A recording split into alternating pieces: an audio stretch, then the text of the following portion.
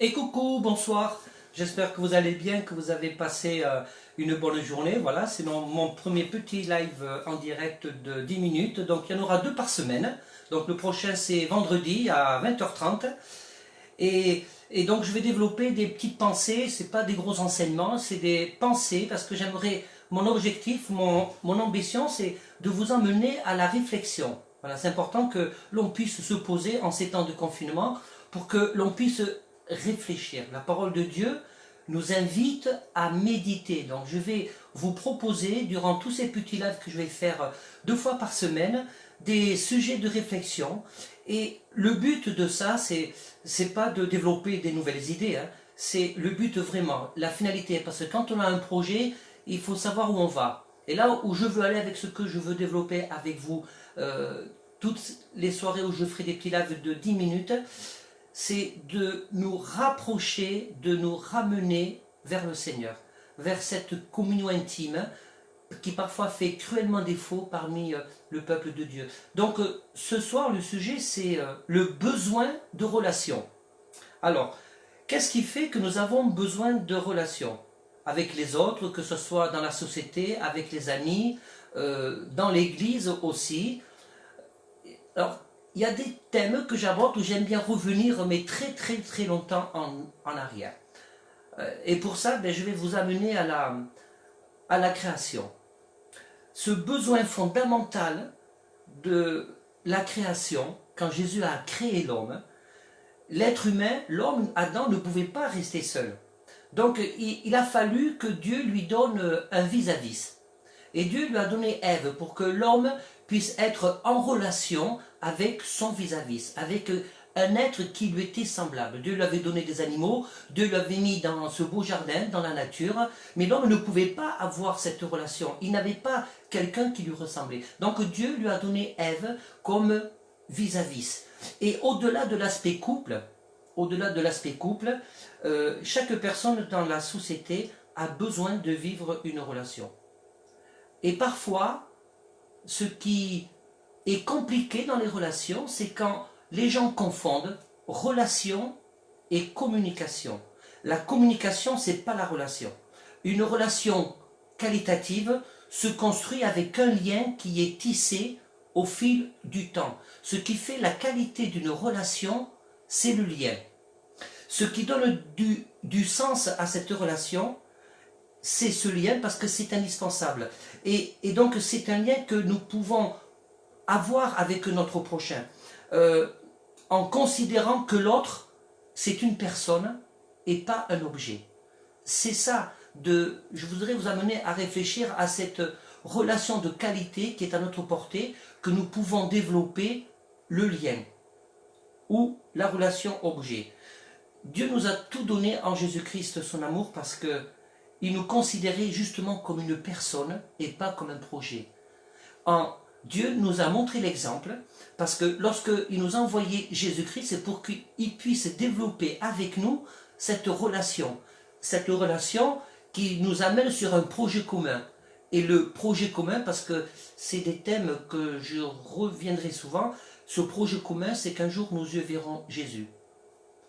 Jésus, il est venu sur la terre parce que le projet de Dieu, ce magnifique projet de Dieu, c'est de développer ce lien avec nous, cette relation de cœur à cœur avec chacun d'entre nous, parce qu'il désire passer l'éternité avec chacun d'entre nous.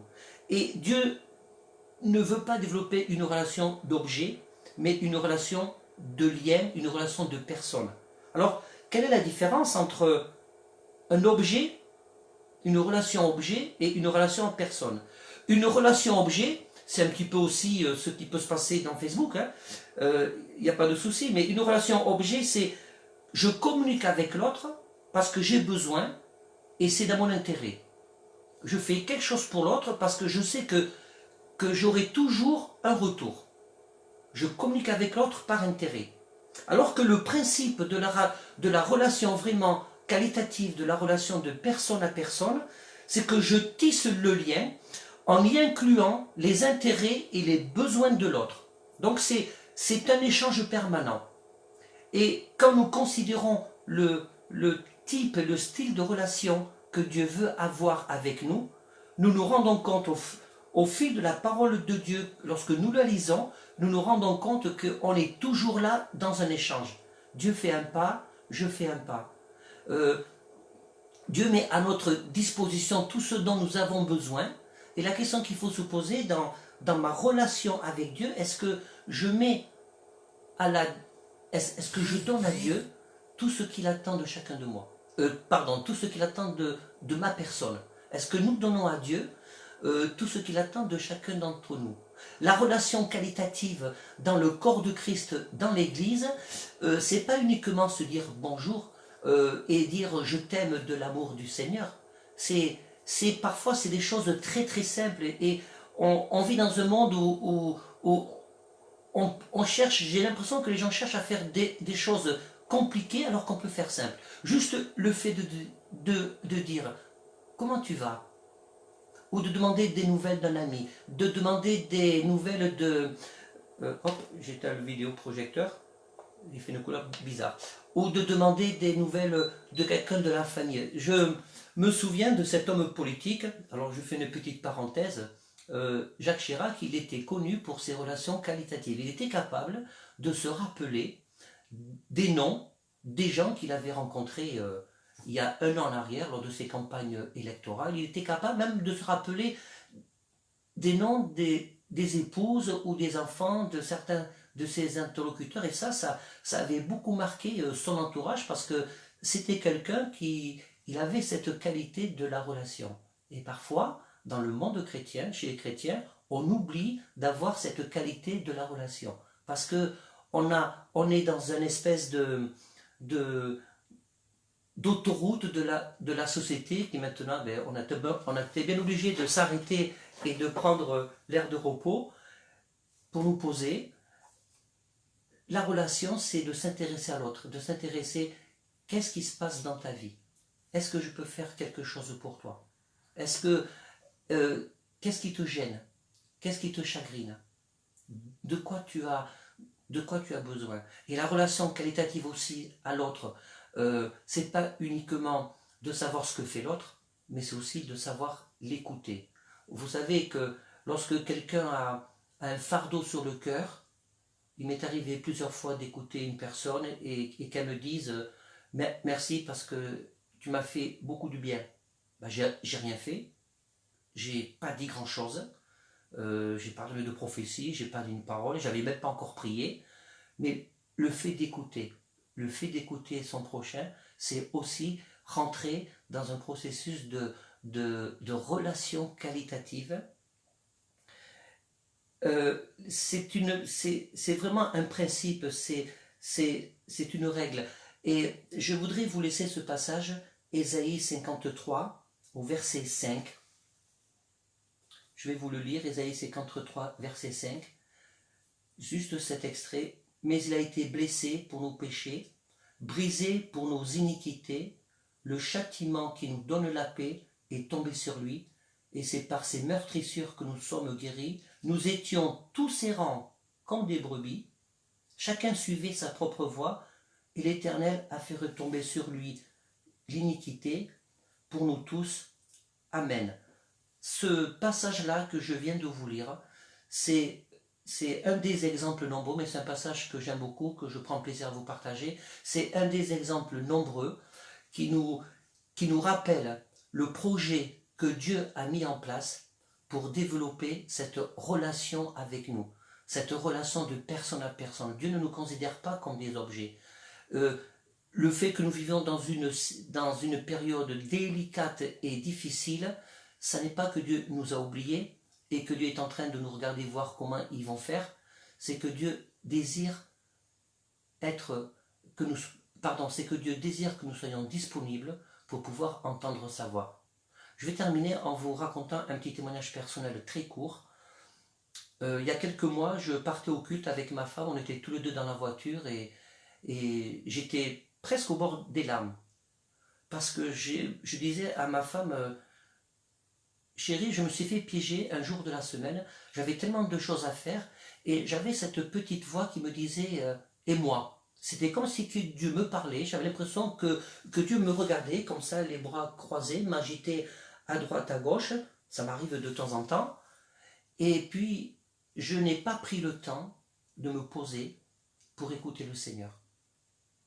Et donc j'étais bien obligé de demander pardon. Eh ben oui, il m'arrive de demander pardon Seigneur parce que je n'ai pas trouvé le temps de t'écouter, de développer cette relation qualitative que tu avais avec moi. C'est aussi une question de temps.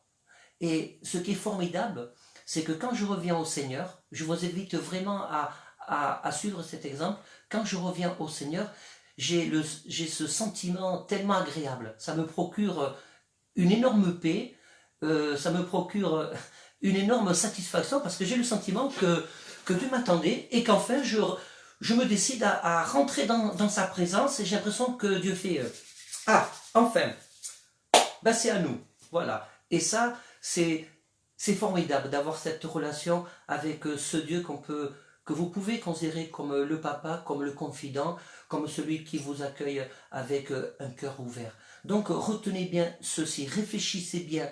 Est-ce que la relation que j'ai avec Dieu, c'est une relation objet ou de personne? Est-ce que la relation que j'ai même avec ma femme, avec mes amis, avec mes enfants, c'est une relation objet ou une relation de personne? Parce que Dieu, vous savez, il a ses intérêts. J'en parlerai pour les prochaines fois. Donc, tenez compte des intérêts de ceux qui vous entourent pour développer une véritable relation qualitative qui nous amène aussi près du Seigneur, développer cette relation avec le Seigneur. Voilà. Je vous remercie de m'avoir écouté. Ça a été un plaisir de parler avec vous. C'est super chouette. Je vous donne rendez-vous vendredi à 20h30 pour une autre petite étincelle. J'espère que j'ai pu déposer cette petite étincelle dans votre cœur. Il y en aura d'autres. C'est pas facile pour un pasteur de faire un live et de parler devant une caméra, mais on s'y fait petit à petit. Alors, je vous annonce aussi que dimanche prochain, je vais faire le culte. Là, je le ferai à 11h. Alors, je vous lance l'annonce parce que ça sera un message très spécial dont je me prépare depuis quelques temps. Et dimanche prochain, ça sera un message parce que le Seigneur a mis dans mon cœur un projet pendant ce temps de confinement. J'ai reçu une parole claire du Seigneur et je vais l'aborder dimanche prochain à 11h. Et c'est pas une parole que vous entendez souvent dans les réseaux sociaux par rapport à la crise que nous vivons. Ça va pas du tout dans ce sens-là, mais c'est vraiment une parole que j'ai reçue du Seigneur. Je vais vous la partager et je prie le Seigneur pour que vous puissiez être touchés par le Saint-Esprit pour qu'ensemble, eh bien, nous rentrions dans ce projet pendant ce temps de confinement. Soyez bénis, à bientôt et bonne soirée.